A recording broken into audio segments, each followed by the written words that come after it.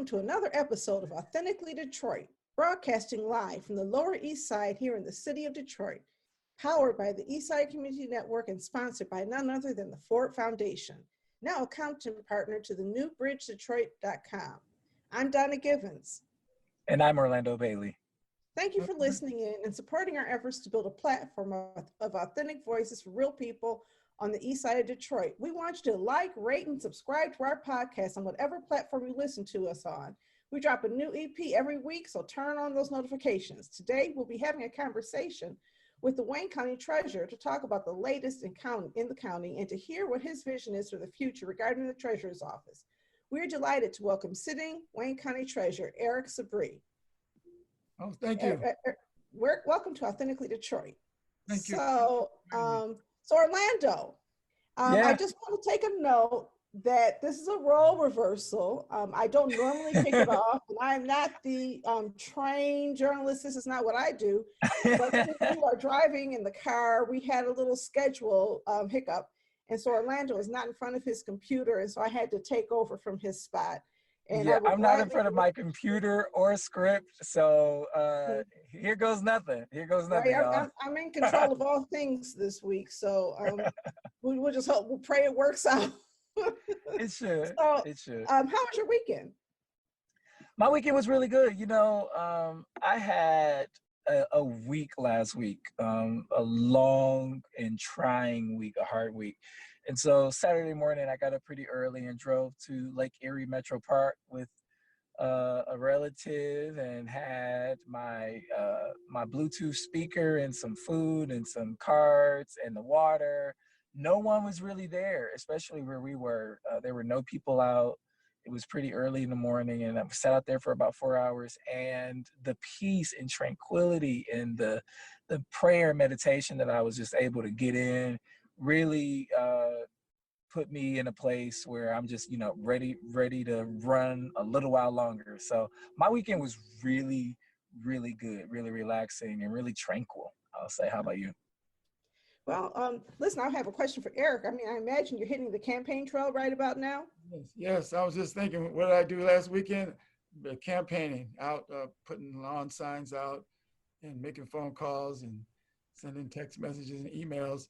But I had a good time playing I have two wonderful granddaughters, one 4-year-old and one about 18 months. So they both came over. Oh, wow. They both live really close. So we had a great time. And they're stress relievers. Anytime, things get too stressed, they come over and forget about all the problems and I enjoy them. So I had a good time with them this weekend. Well, that's good. My granddaughter is here as we speak. You might even hear her. Hey, Luna. Hey, Luna.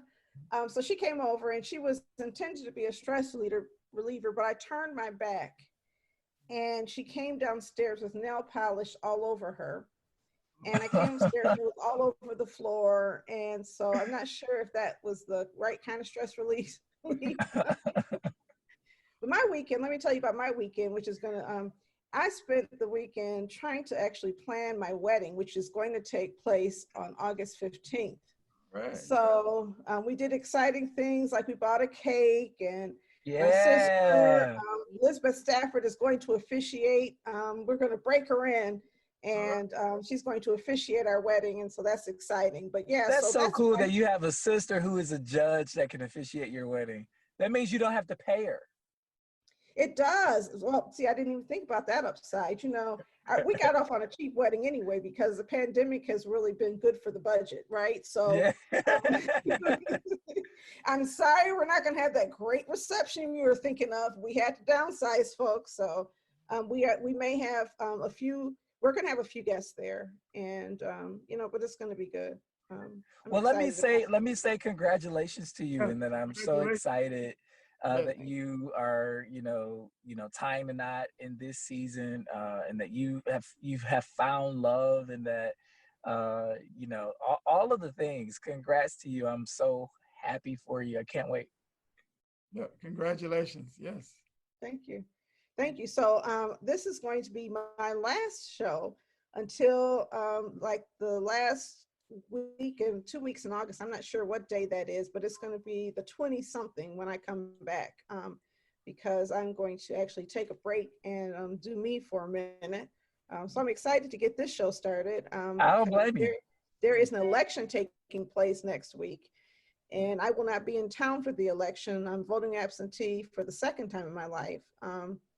Kevin and I are both voting absentee so that we can actually get away next week. So anyway, that said, fresh off the press, I guess I'm going to have to introduce both news stories today since I'm in front of the computer in control of things.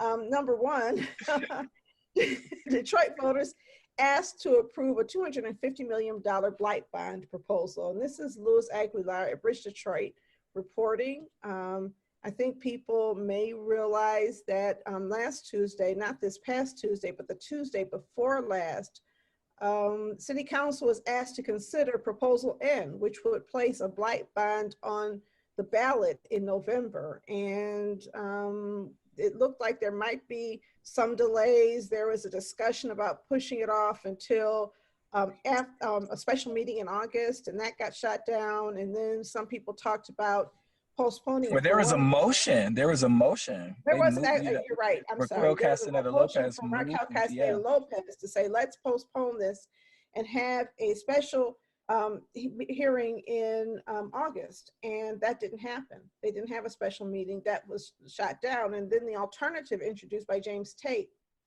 was to extend to delay the vote until this past Tuesday. And again, they shot that down. They said, we've been deliberating on this long enough. It's time to get moving, which is kind of interesting vernacular, because if they waited one more week, nothing was going to change, because it's got to go to the voters in November, no matter what. But yeah, I would note too that he motioned for that for more community conversation and engagement to take place within that week. Absolutely. So you have 5 city council members who essentially voted that they'd heard enough from the community. And I think McAllister said, listen, they put me in the seat so I can make decisions. And I don't, I'm supposed to lead, not listen, or something like that. I don't want to misquote him, but that is the gist of the statement that I got. And others sort of saying, listen, we're here for a reason. But I think that it's the 3rd time recently that the mayor has brought something in the 11th hour to city council, and the community has felt cut out of the decision-making process. And in this instance, it did prevail. However, there is a resolution that's going to bind the city to certain activities. And that resolution is under consideration now. So the voters are going to vote in November. By, I think, September 4th is the target date. The city plans on having specific resolution items in place to address concerns of city council and hopefully some people in the city, so that we have a bond resolution that actually does things that people want it to do. So to be clear, this resolution will be looked at by council when they resume sometime in September, because they're getting ready to go on recess. Am I correct? They're on recess now. Mm-hmm. Okay. Wow. Yeah. All right. So the resolution would bind the mayor to do what exactly? I know that there was a guarantee for Detroit-based contractors, a certain amount of hiring in Detroit, Mm-hmm. A few thousand homes saved, and about 8,000 demolished. What's in a resolution what is the resolution trying to give teeth to exactly? Do we know? The resolution is going to strengthen council's hands. So the bond resolution itself specifies 8,000 homes demolished and 8,000 homes basically preserved for sale, with 6,000 receiving bond investment to clean them, repair roofs, and then secure them with some technology. The other 2,000 homes they expect to sell outright that year. But what the resolution does is it binds the city to specific decisions on how land is sold, that residents would get a priority in the purchase of land in their neighborhoods or property in their neighborhoods. And so that's side lot, okay. It's not clear. Well, it's not clear whether property is a side lot, more than one lot, or a home. And that needs to be specified. I think that's one of the things that they're trying to determine. The other thing is to provide incentives for low-income people so that the housing is made available to people at various income ranges. and also to agree to partner with organizations like ECN and other CDOs, as well as other qualified neighborhood organizations to renovate some homes. One of the So other I, things is a discussion of how they will use CARES Act money and solicit other funding to supplement actual rehab of the homes, because housing rehab is not financed through the bond.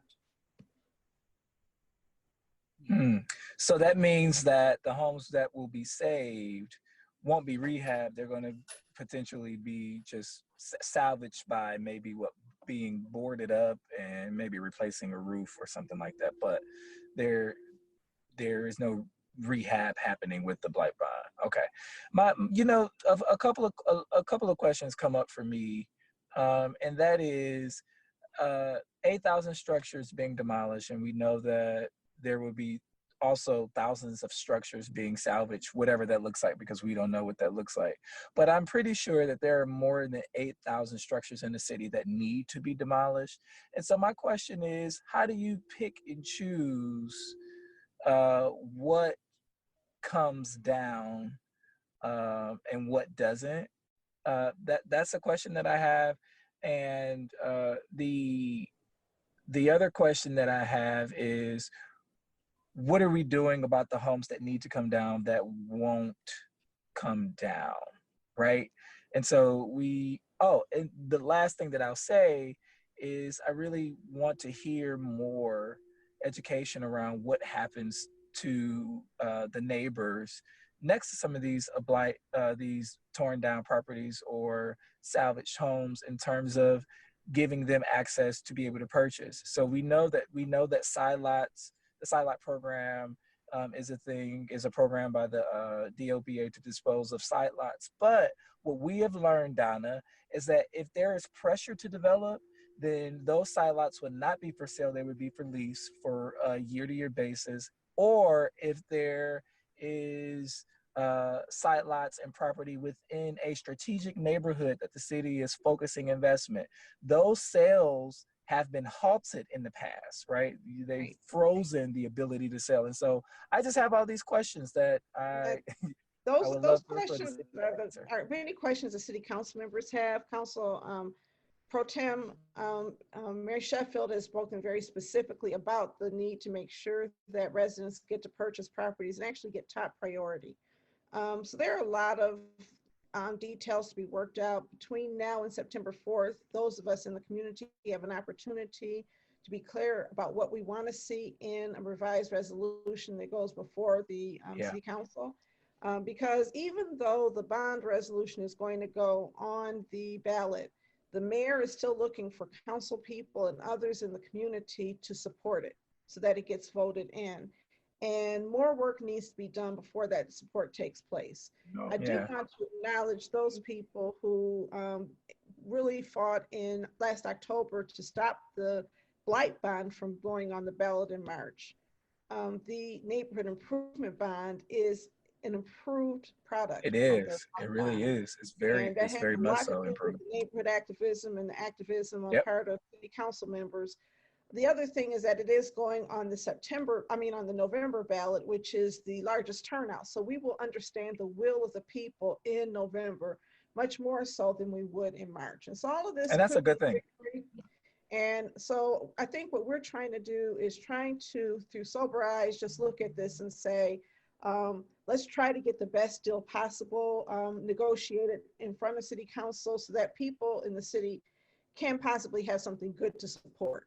Now, I want to ask you, Eric, because even though you are sort of in the pre-blight situation, where you are in the process of foreclosing on homes, some of which become blighted, although I imagine that some of the homes you're foreclosing on are already blighted, right? And the person has stopped taking care of the home, stopped paying their taxes. And so when you do a property tax foreclosure, basically the county is taking control of a home that had been blighted. Is that true? Are you involved at that level? Right. There are various stages of deterioration. We foreclose on vacant property. We try not to foreclose on foreclosed properties, especially owner-occupied properties. We do everything possible, but there are a lot of properties that are vacant. They are deteriorated, and they're fire damaged, and so forth. One of the things that I'm concerned about with the demolition, this bond, is that we want to make sure that minority contractors get a fair share of the work, and Detroiters get a fair share of the work, because people need jobs, and we're spending all of our money, but is that money coming back to our community? That's the question, and that's been a big issue with the demolition in the past. Absolutely. I mean, when you have $250 million spent on demolition, and the people who are being paid don't live in the city, the companies are not located in the city, and none of those dollars are being recirculated in our local economy, then that ends up being a pretty extractive economy where other people benefit from our pain and suffering in many ways. And so I agree. I think that City Council has been pretty clear that they want it to be a straight 51% of the people hired must live in the city of Detroit. And most of us don't want to see an opt-out, like they must live in the city of Detroit or give DESC some money, because that doesn't really help either. You know, I think that we really want to make sure people get hired as a result of this. And the other thing is around minority contractors. Now, the city is being very aggressive in saying that the minority contractors are going to benefit, but I think that people want to see the details and want to see evidence that that's going to happen. So yeah, I want to see it. I know that they've put Brian McKinney out front, and I that's a strategy. That's a media strategy. I understand it, but I want to see. I want to see the details. The only other thing that I'll mention is that the man in charge of, you know, hearing from community, negotiating with council, and putting together these resolutions and the bond proposal, Arthur Jemison, Group Executive for the Mayor's Office, has agreed to come on Authentically Detroit. So we will be talking to him about this in the coming weeks. yeah, and Arthur, you know, has been working very hard to connect the community to the city. So we'll see how effectively that has been, how effective that has been, meeting with him for months, actually, since the blight bond was defeated. Actually, right before it was defeated, we started meeting with him, and he's continually listening to us, but I don't know that he has the power to give us everything we're looking for. But I think that, you know, hopefully we'll make some progress. But I'm trying to stay positive. and Prior he to my wedding, listens, though. I enter into appreciate the that, season. Arthur. He does listen. I appreciate a Yeah. listening public official. And I really am looking forward to our conversation with Eric today to continue having those listening conversations. I do want to say one more thing, though, Orlando, regarding your question, how many homes are in bad condition? The city has said there are 22,000 homes, of which about 8,000 can be saved and 14,000 must be demolished.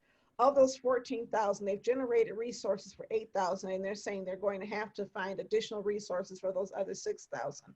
And I don't think I don't think that math is bad. We have asked very specific questions about what that looks like in terms of neighborhoods. And I think that those are really good questions. What happens? Are you going to, where are these houses going to be saved? Are you going to demolish homes in one type of neighborhood and save them in another? And we want to make sure that there's equity infused in all of that decision making. So again, we have until September, which I thought was good news, to reassemble, through, raise some hard questions, and then take them to the city and the city council. So that's we will be asking you, Arthur. Yeah, we will. And the next fresh off the press, is re-examining residency rules for Detroit police officers. 2020 tensions revive an old debate. Should police live in communities in which they work? And that's Chad Livingood and Annalise Frank at Cranes Detroit reporting. Orlando, that's your story. Tell us about it. Yeah, so let me see if I can try to remember the facts. I think about 23% of the Detroit Police Department actually reside in the city. The article also broke down just, you know, a racial disparity that more than 50% of our white DPD officers, well over 50% of our white DPD officers, don't live in the city. And to me, it's interesting that they've wanted to uplift that. And so the question is, does it make a difference when officers are in a community to protect and serve, communicate, and connect with residents when those residents are not their neighbors, right? I think there is something to be said about driving into a community that you may or may not feel a part of, or may not be a part of the fabric or the cultural fabric of that community, while trying to quote unquote police it, and protect and serve it. And so there are many sides to this argument. Right now, the city is on a recruiting campaign to recruit, I think, a little over 300 new police officers, and that in the city of Detroit is ground zero for that recruitment effort. And I applaud that effort, that the department wants to hire more Detroiters. But it has been said on part of the chief that enacting a residency requirement would limit recruiting for the Detroit Police Department. The other piece is, if there's going to be any movement in this conversation, or at least a realistic debate, this has to be taken up in the Michigan legislature. This is not something that city council or the mayoral administration can enact. This is a state. This is a state matter. And so I think, you know, especially our conversation on the show, Donna, for the last couple of weeks about police and community relations, I think this is I think this is a relevant topic for us to sit with and think about.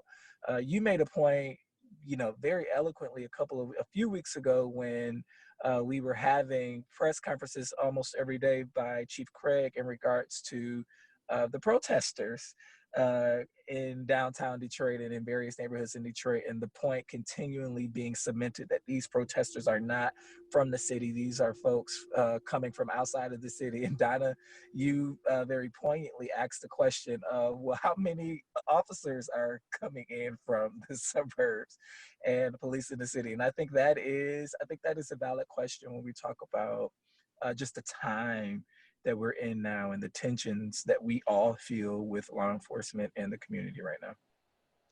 So Eric, you were working for Archer, as I recall, when residency was struck down. You were working in the planning department, right? I was, and I was very upset about it, because I think that it really does mean something. Not only police officers, but I think the administrators, the teachers of the school systems at that time didn't have to. I think the administrators used to have to live in the city, and the police officers and firefighters had to live in the city. I think it's very important. It does mean something when you see the same police officers at the grocery store that you see in a patrol car, or the same police officers you see at the cleaners that you see in the patrol car going down the street. So it makes a difference. There's no doubt in my mind that it makes a difference. And I always have been in favor of residency. I was a city worker for 18 years, so I never had a problem with residency.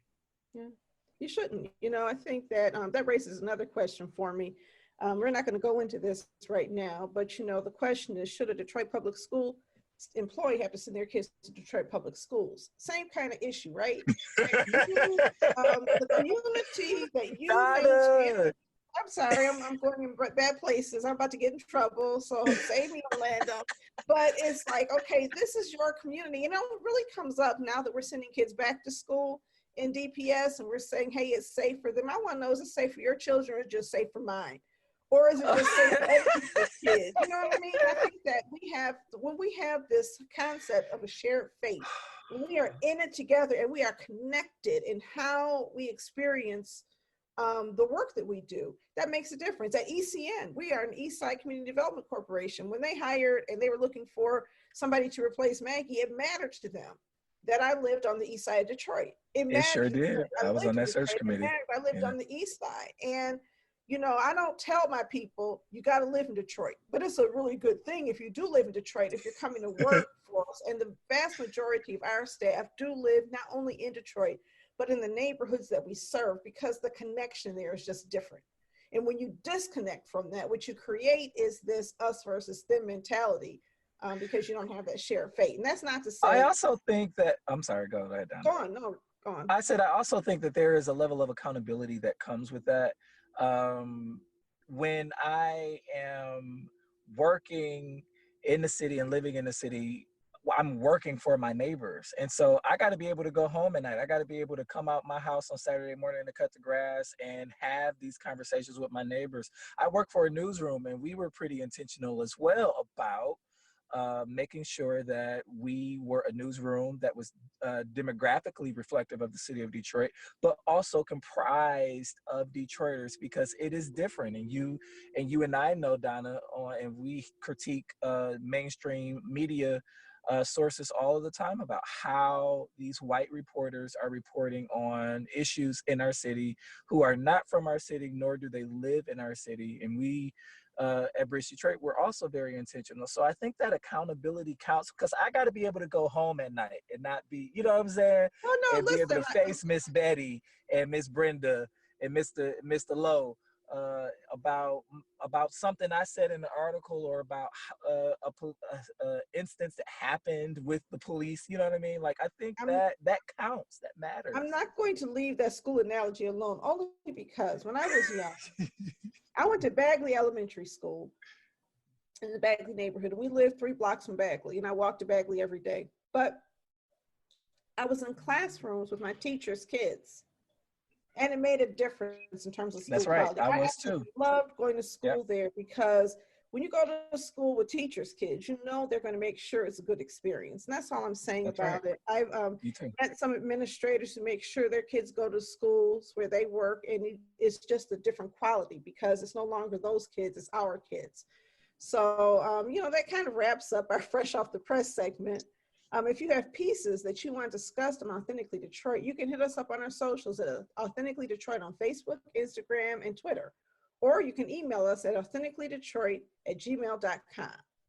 Now on to our featured discussion for the day. We're talking to the sitting treasurer for Wayne County, Eric Sabree, about what his vision for Wayne County is, why he should be reelected against his opponents, and of course, about property taxes. So, Mr. Treasurer, last week, the Michigan Supreme Court ruled in the Rafaeli versus Oakland County case that counties can't make excess profit beyond delinquent taxes owed from the sale of homes as foreclosure auctions.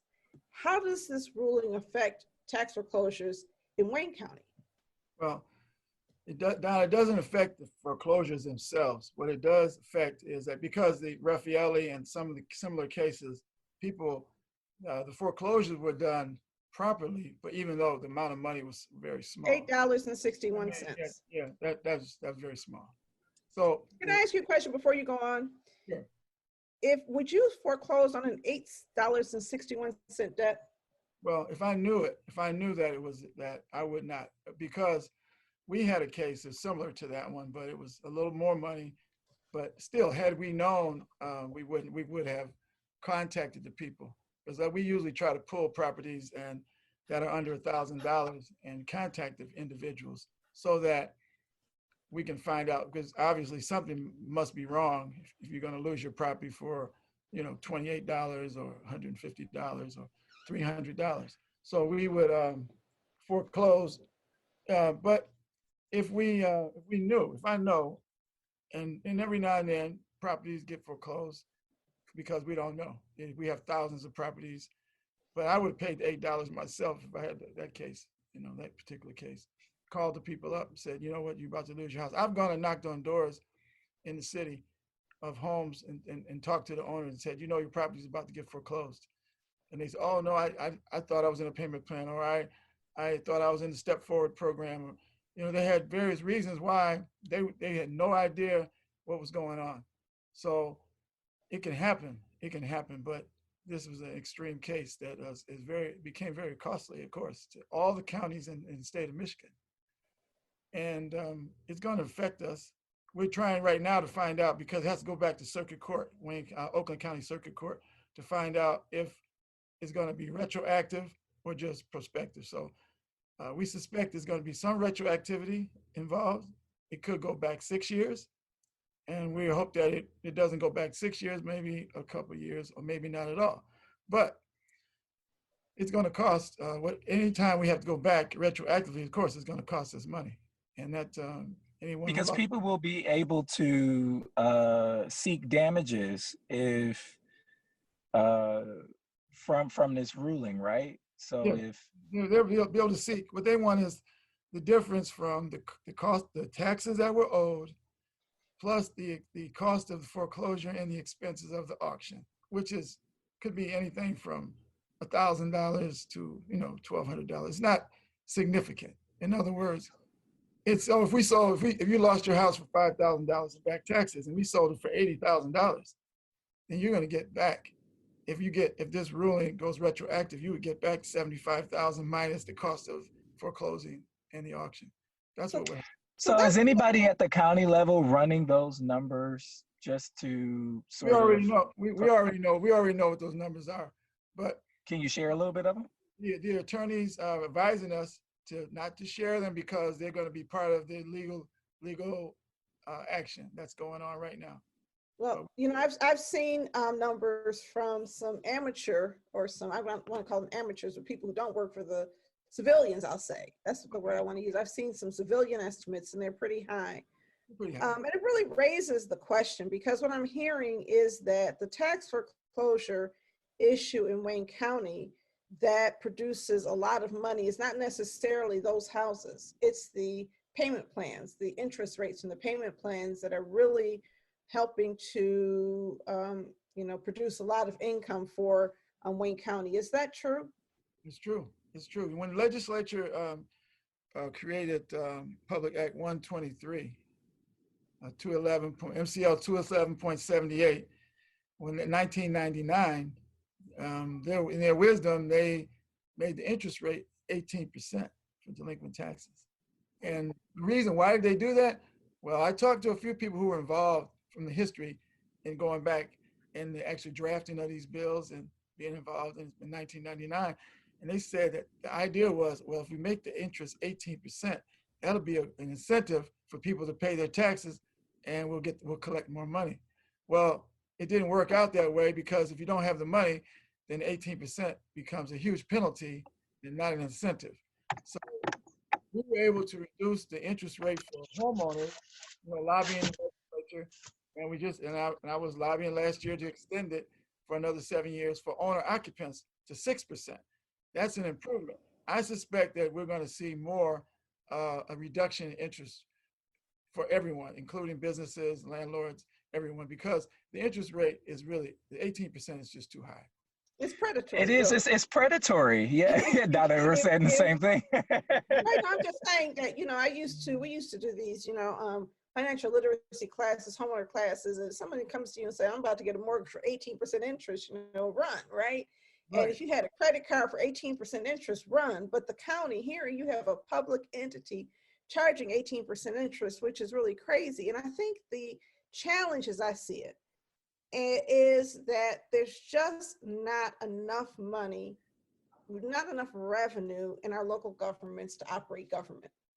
And so the issues like foreclosure create a perverse incentive to continue generating revenue from things like auctions and fees and penalties. In Ferguson, Missouri, and I don't want you to be offended by this, but in Ferguson, Missouri, they were paying the bills by every Black person in Ferguson, Missouri had like $1,500 they owed the government in fees, penalties, taxes, whatever. And I feel like to a certain extent, the local revenues in Michigan are also rooted in this kind of predatory practice. Is that an unfair thought? I don't think it's unfair at all. I think that it has to be all these things in the General Property Tax Act have to be revisited. Some of them have been, and I guarantee you that after this COVID-19 pandemic, and all of these things are going to be revisited, because not only a few poor people are suffering, now a lot of people are suffering. People who enjoyed a lot of high income for a long time are suffering, and businesses are suffering. So everyone is going to look at the Tax Act, and there are going to be some changes, I'm sure. Mr. Treasurer, I have a question as it relates to this Supreme Court ruling that came down. We know that the Michigan legislature is going to have to, add teeth to this and ratify it, for lack of a better phrase. So they're going to have to open the books back up on this. What would you like for them to do, and what would you like to see the legislature do to help with this permeating issue in the counties, but especially, you know, in Wayne County, where we've seen such devastation regarding property taxes. Well, I think that it has to go all the way back to the city assessment, the assessment of taxes in the first place, because the county treasurers only collect delinquent taxes. So the fact that the taxes are, when they're high already, and then they come to the treasurer, and then we add on 18% a year to the delinquency, that just making it worse. So I think we have to go all the way. Because people won't be able to catch up. Right, they can't catch up. It's almost impossible to catch up. So one of the things that I've been doing and have received some criticism for is getting people into payment plans. And even though they're staying in payment plans, they're staying in their homes. And the alternative is that they would lose their homes if they weren't able to get into these payment plans. So until we fix the interest rate and make it easier for people to pay without some kind of agreement, then I think the intelligent thing to do is to help people stay in their homes, however you can do it. But so while the legislature has to, I'm sorry, Donna, I just want to get this in. This is a follow-up. While the legislature has the books open, I want to push you a little bit and say, can we think bigger? Can we think bigger beyond the interest rates? I mean, if the legislature is mulling this over, I think there is a really keen opportunity for us to make, you know, monumental changes even beyond, you know, the interest rate settings and the assessments, right? Or we were a tax lien state before 1999, which means people would purchase the tax liens, as they do in about 36 states, 35 states in your country right now. And then you get a period of redemption. You can get your property back by paying the lien amount plus some profit for the individual who bought the liens. So you may end up going back to that. We may end up going back to that. It may not stay as it is today. The auction itself, because now that there's no financial incentive, does the auction make sense? It makes sense if the state says, well, you have to have a public auction. Why do we have to have a public auction? Because the legislature said so. So all of these things are up for grabs in terms of the future changes. I mean, I think the whole act needs to be looked at. I think that it's got to be bigger than the act, and that's what I was going to get at, because the act is a symptom of a bigger problem to me. The act would have been changed a long time ago if at the same time we did not have this predatory thing happening. We weren't cutting taxes for businesses and cutting taxes for higher income people all across the state and creating a financial crisis based on tax cuts. And to me, what happens is you put a Band-Aid over a bullet wound with a property tax foreclosure system that harms poor people, but allows people to say, well, we're able to operate our system. I don't understand how in a county like Wayne, where you have all the Grosse Pointes, Northville, and Livonia, we are still balancing books with tax foreclosure proceeds, whether it's interest rates or tax enforcement proceeds, whether it's interest rates or foreclosures. And so it feels to me like, as treasurer, you know better than anybody where the shortfalls are, what the issues are, and really, you know, what is actually needed in terms of generating new revenue. I'm wondering if, in addition to tinkering with this, is there an opportunity for you to join with other people who are looking at the big issue of revenues, generating revenues for local municipalities, and for you to lend your voice to help people understand what needs to be done so that those of us on the ground can fight for that rather than fighting you? Right. We have, that's a good point. We work with a lot of our partners, Wayne Metro, the city of Detroit, and even Quicken Loans Foundation, a number of people who are doing what they can to help us. But I want to go back to what the root causes of some of this. And we look at foreclosures in Wayne County. 90% of them are in the city of Detroit. Okay. And the other 10%, out of the other 10%, the 8% out of that 10% are in the other majority Black cities.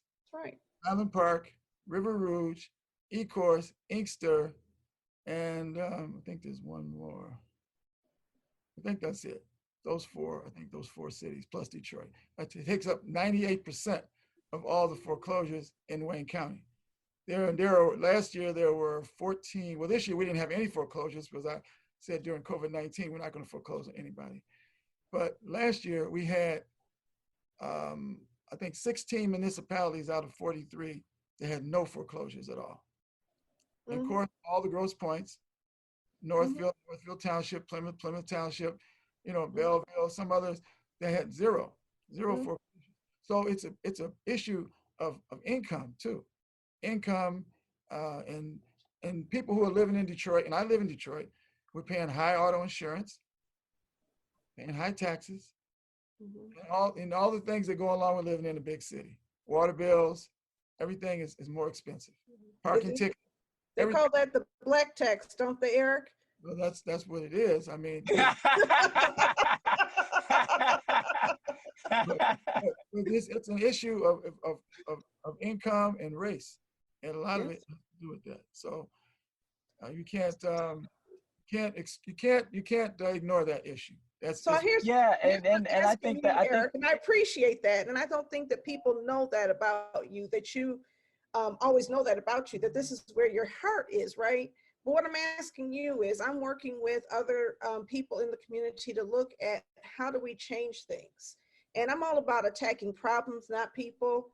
Although some people, I don't know, but attacking problems, not people, and staying focused on the problem. And the problem is we don't have enough money in Michigan to operate government efficiently.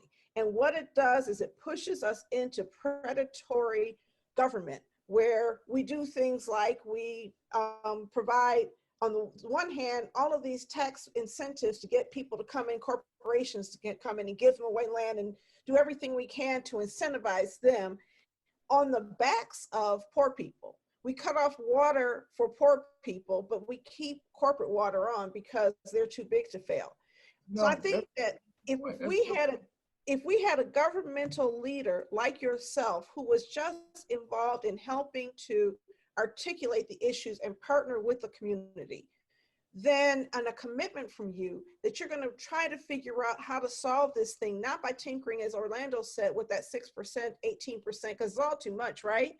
But was really saying things like, let's have something where poor people just don't have to pay taxes on their property anyway. If you're poor, you don't have to. And if you're poor and you didn't fill out all these forms in time, we're not going to punish you. Prove that you are poor and we will relieve you of that tax bill in a given period of time. And that would help address the income issue.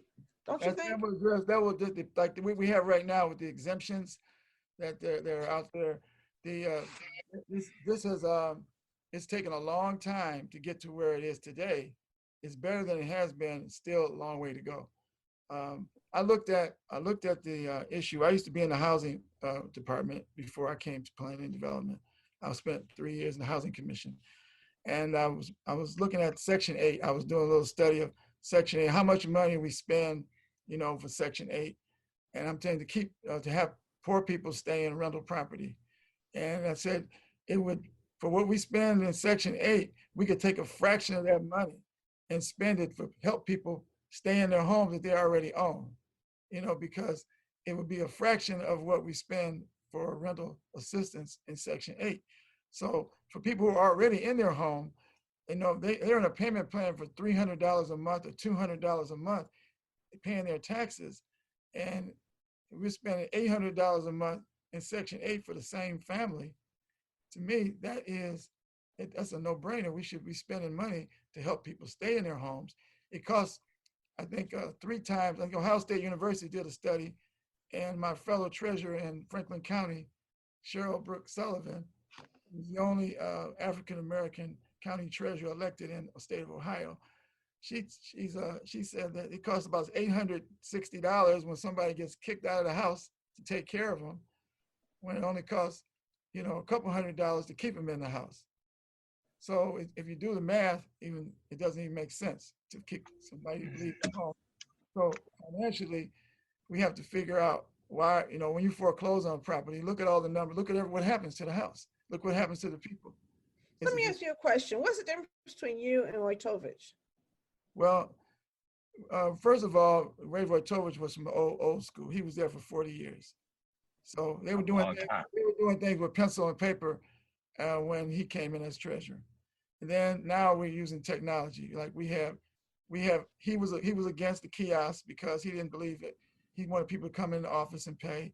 And now when I became treasurer, we didn't have any kiosks. Now we have 70 locations where you can pay remotely, 110,000 transactions last year, $31 million collected at grocery stores and other places where people could pay. They don't have to come in. So that's one. Can you pay online? Pay online. Matter of fact, our online payments have tripled since we had COVID-19. And I've actually helped people at ECM pay their taxes online using the website. And one of the things we have to do today, you have to make an appointment to come in, but it's very simple to do. If you come in without an appointment, we'll still try to put you in if we have an open spot. But it takes 2 minutes online. Go to our website, treasurer.waynecounty.com, and you can make an appointment in 2 minutes on your phone and come in. So there's no long lines, no lines anymore. We see almost the same number of people every day with no lines, because we see about 8 people every 10 minutes.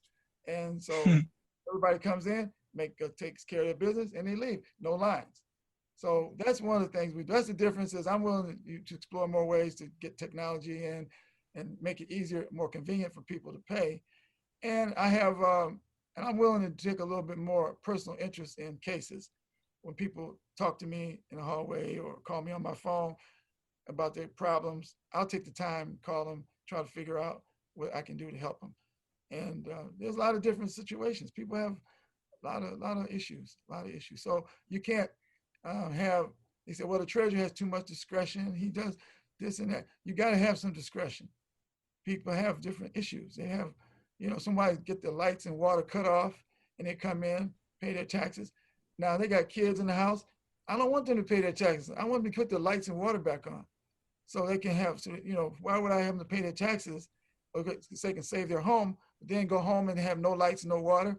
So I'll try to work with them in a situation like that where I can say, okay, go get your lights and water on, come back, we'll work with you, pay your taxes. So that's considered being out of the realm of the Property Tax Act or whatever, but those are the kind of things I'd have to do.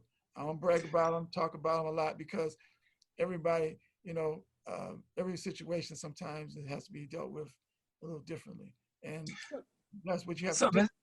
So, Mr. Treasurer, I was on a press conference earlier today that was called by the Coalition to End Unconstitutional Property Tax Foreclosures. Yes. And they essentially have 3 demands. They have a demand on Governor Whitmer, they have a demand on Mayor Duggan, and they have a demand on your office to stop for property tax foreclosures for homes that are valued below $25,000. Have you talked to this group? Is that something that you would consider? I talked to one of their members. I think one of their board members sent me the questions about a week ago, and I talked to him. I told him, I said, we have the same goal, but I can't promise to do something that's contrary to the state law. I can't promise to do something that's contrary to the State Property Tax Act. I can't do that. I said, you just have to look at my work, and you have to look at what I do, because action speaks louder than words. And I won't promise to break the law, so to speak. But you were able to suspend foreclosures for an entire year and not break the law. How would suspending foreclosures for a segment of the people in debt be against the law, and suspending them for a year not be? Well, especially if they were overassessed, because we know that the overassessment is an issue. Yeah. Suspending the property taxes this year was because of COVID-19. And I went to the court and got support from Judge Kennedy, Third Circuit Court, who supported me and ruled and gave an extension of that time to March 31st, 2021, because of the COVID-19. That was the reason I suspended it for that reason. So would you be willing to go to court along with Dr. Atuene and others in the community and say, I want to suspend foreclosing on people below $25,000, whatever. Who were overassessed. Who were overassessed while we figure this out? Would you be willing to also go to court and support that? Only if I think that I would have to look at equal protection issues, and I'll talk to our attorneys about that, because if I say that one group is overassessed, and what about the other people that they were overassessed too? But look Yeah. at the data that I've seen around overassessment, and I know that doesn't happen in your office, that happens at the city level. Yes. The Yeah. majority of people who are overassessed are low-income people. The upper income people are not the ones being overassessed for some reason. And we know what it is. They don't have attorneys and they don't know how to really protect themselves. The people at the lowest quartile are most likely to be overassessed. And a lot of them are still being overassessed according to the data I've looked at. And so again, if we were able to, and this is where I just want to know whether or not your office is willing to sit down. I know you've worked with UCHC, but willing to sit down with some folks who are really not looking at that point of view, but looking at the justice issues and saying, can we look at policy that will address some of these justice issues in partnership with our treasurer? Well, the whole issue over assessment, if they talk to me about things that I have total control over, I don't have control over the assessment process. And I said, why would I would tie the tax foreclosure process to an overassessment of the city of Detroit? That's now my job now is connected, is tie-barred to the city of Detroit. And I said, I don't want to do that, because I have a responsibility as being an elected official to the people of Wayne County who elected me, and not to the city of Detroit government. No, we understand that, but I guess the question is whether or not you'd be willing to explore a not foreclosing, a moratorium on foreclosures during a period where we try to work out another resolution. And so what I'm hearing is, at this point, you're not convinced that that's in the interest of your office. Well, I would say that my efforts to keep people out of foreclosure are not any less than what they're asking me to do. Mm-hmm. So are you saying that therefore, even though you're not going to do that on record, people are going to stay in their homes, they're not going to be charged high interest rates to be able to stay in these payment plans? Well, the interest rate is what the legislature said at 6%. Yeah. So okay. So I'm going to stop there, and I'm just going to really issue a call to you that after this election is over, if and when you are reelected, that you agree to sit down with some of us and have this conversation off camera so that we can really dig into these issues a little bit more. Of course. Because we want to believe that our treasurer is a partner in reform, and knowing, like I said, that you have some of the shared interests, it's really a question of how you use your office to address those interests. Right. I think that I'm more than willing to do that, and I think with the right people in the room, that it could be a non-confrontational meeting. Yeah. Okay. That's absolutely. Let me ask you so one more there's question before we wrap up. I want to talk to you about COVID-19. Yes. There was a comment in a newspaper that I read, and I didn't look it up, but it's something like an expectation that about 7,500 homes are going to be foreclosed on next year following COVID-19. Do you remember that data? I don't know. I see a lot of I call it panic news, and when I see a lot of that, and I don't pay attention to that. My goal is I stay focused on helping people stay in their homes, avoid foreclosure, and whatever number they're using, it could be. You know what, we send out about, I'll tell you what, we'll send out about 50,000 notices to people who are in danger of foreclosure, and I think it's down to 48 now. 40. By the time next March comes, it's down to 10 or 15, and then we work it down. So whatever number it is, it doesn't really matter to me. My goal is to have zero foreclosures for occupied homes. So I don't really pay attention to that. All right. And so did you get any federal or state CARES funding to assist with that or to offset some of those risks?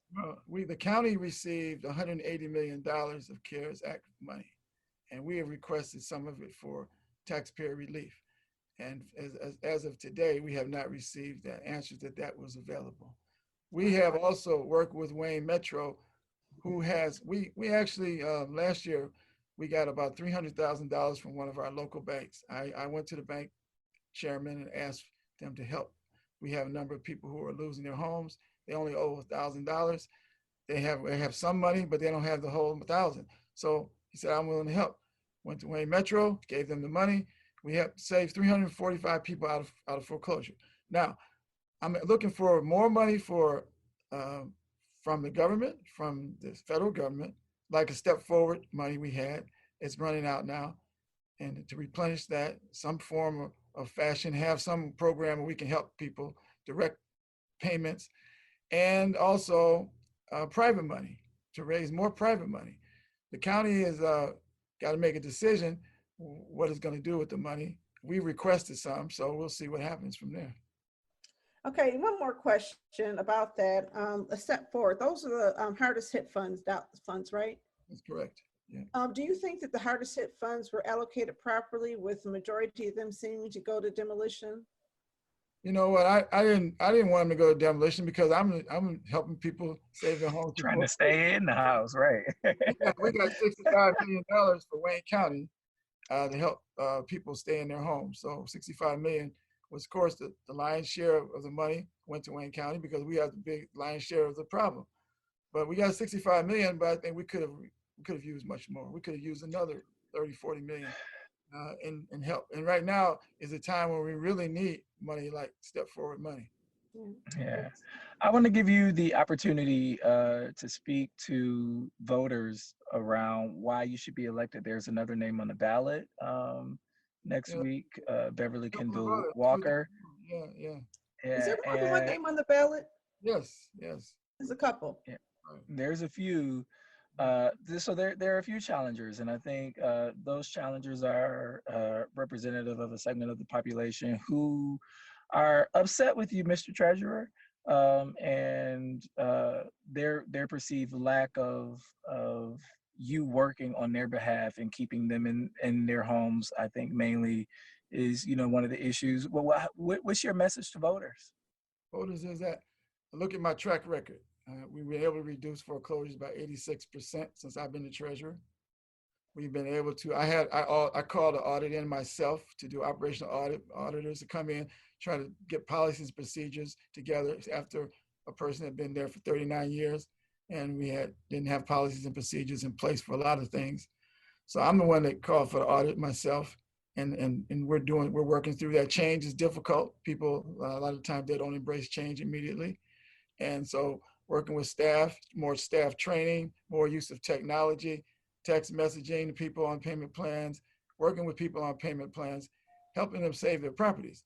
And our investments have been increased, our investment income. I hired an investment manager. The county really wasn't investing the money. The treasurer was, a lot of our money was in checking accounts and just sitting in bank accounts, not being invested. Mm-hmm. So we increased from $2.5 million a year to 12 million last year. Of course, this year we're not going to get that because interest is almost nothing. But we're making a more concerted effort to invest the county's money and to see that people are, that the county is getting the best benefit of what we do, of the money that's invested. So all the things that we're doing, working, getting private dollars to help people save their homes. This is why I have a track record. I stand on my record, and that's why I should be reelected. Thank you, Mr. Treasurer. I think I want to thank you for coming on the show. I would say that coming on Authentically Detroit, being interviewed by Donna and I, this is no easy interview. And when you got two of us coming at you, and you were a good sport, so thank you for joining us this evening.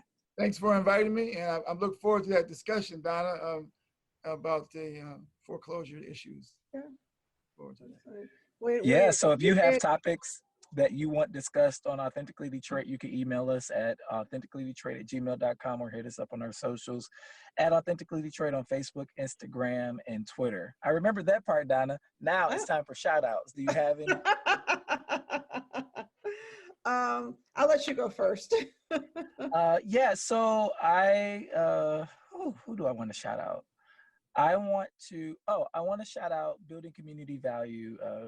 Chase Cantrell has just opened up another round of applications for their Real Estate Essentials course, where they're teaching residents how to be developers in their own neighborhoods. It's an amazing course. I want to make sure that I amplify that and encourage you to apply. Go to Building Community Value. I think it's bcv.org, I think is the website. We'll put it in the link for this. Also, I want to shout out the folks at Chalk Beat Detroit, who's putting together a platform for young people to express their feelings about the injustices that they encounter and see happening around the country this Thursday. I think, and as well as, you know, what they have to say about maybe returning to in-person classes. We haven't really heard from the students, and so that's happening on Thursday. So those are my shout out. Shout out to you, Mr. Treasurer, for being a good sport and coming on. Like I said, I know we're not an easy interview, so we appreciate you. Shout out to you guys for doing what you do, you know, keeping the community informed, and it's very valuable, and I hope you keep doing it. And, you know, God bless you. Stay safe, and, you know, hopefully COVID-19 will be over soon and we can. Yeah. So I do want to shout out Raquel Castaneda Lopez and Mary Sheffield for putting together a race equity group that's focused on amending the charter based on a Citizens Bill of Rights in Detroit. It is wonderful. There's going to be a press conference tomorrow morning at 10 a.m. I can say that now because the press release has gone out, and also because by the time this airs, it would have happened already, but it's going to take place. They've put together, I think, a really cohesive set of recommendations for the Charter Revision Commission to consider as we move into the upcoming charter. So I'm excited about that and the work they're doing and the broad cross section of people they brought together under this umbrella. And I want to shout out Matthew J. Green, who was in an article today on Model D. Yeah. D, talking about police brutality. It's his first big press, and he did a great job. He's our staff, one of our younger staff at ECN, although we do have a lot of young people working there. But Matthew spoke up and really gave a lot of substance to the story. And I want to shout out Eric as well as Orlando. I want to thank you guys for your commitment and coming in late at night because of the snafus that took place in terms of the calendar, and wish you well in the race next week. Hopefully you will be joining us afterwards to come back and have some conversations with us. I want to meet with you, but I want to meet with you also on Authentically Detroit. So should you win, we want to bring you back and then talk about you have a standing invitation, Mr. Treasurer, a standing invitation. All right. Thank you very much. I'm honored. Thank you. Thank you. Thank you so much. All right. That wraps up this episode of Authentically Detroit. Until next time, everybody, we want you to catch the wave.